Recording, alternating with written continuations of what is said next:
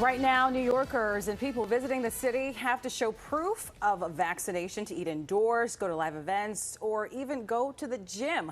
But a loophole is allowing some to skirt that rule. Thanks for staying with us. I'm Vanessa Freeman. I'm Corey Chambers, and for Tamsin, we're talking specifically about entertainment performers and athletes.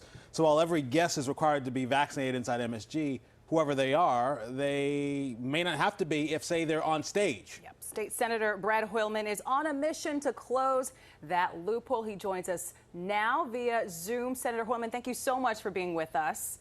Nice to see you. Great to see you, Senator. You know, a lot of people here obviously calling foul after last weekend when Joe Rogan, who we know is a commentator, a podcaster, and also tested positive for COVID last month, was allowed to perform because apparently visitors have this loophole that allows them to skirt the city vaccine mandate. I'm curious if this incident is what sparked you to make this move to close the loophole, or were you already trying to do this prior to the incident?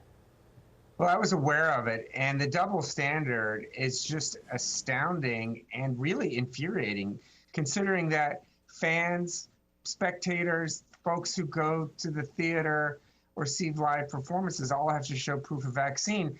But some interloper from out of town who also happens to be spreading vaccine misinformation can appear on stage without having been vaccinated. I think it sends a really bad message to the public, but I also think it's dangerous. It's dangerous to the fans, it's dangerous to fellow performers or athletes, and it's just generally bad for the public health.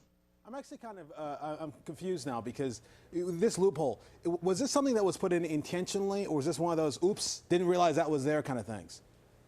I think it's an oops moment, and the city could, if they wanted, close this loophole immediately. So if this legislation isn't needed, then so be it. I think the city should act and make certain that any performer, whether they be appearing in Madison Square Garden as a comedian or as an athlete or on the stages of Broadway, and they're from out of town, present proof of vaccination. And Senator, what is the exact wording, in your opinion, that needs to be changed here? Well, right now, the executive vaccine mandate from Mayor de Blasio only applies to New Yorkers, New York residents, not to those visiting for the purposes of performing in an entertainment venue like a theater or a sports arena.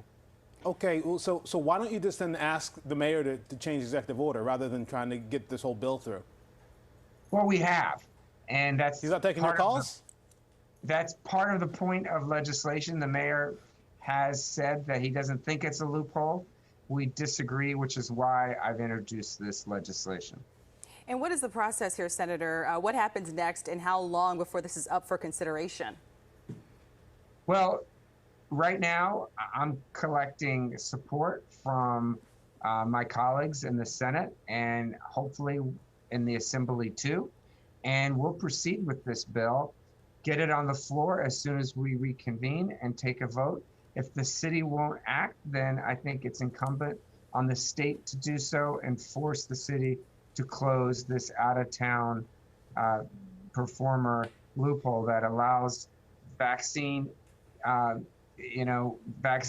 not to be on a level playing field, if you will. All right, State Senator Brad Hoylman, thanks so much for taking time out and speaking with us. Obviously, we're going to be updating the folks at home on how this process goes, so we appreciate the time. Thank you.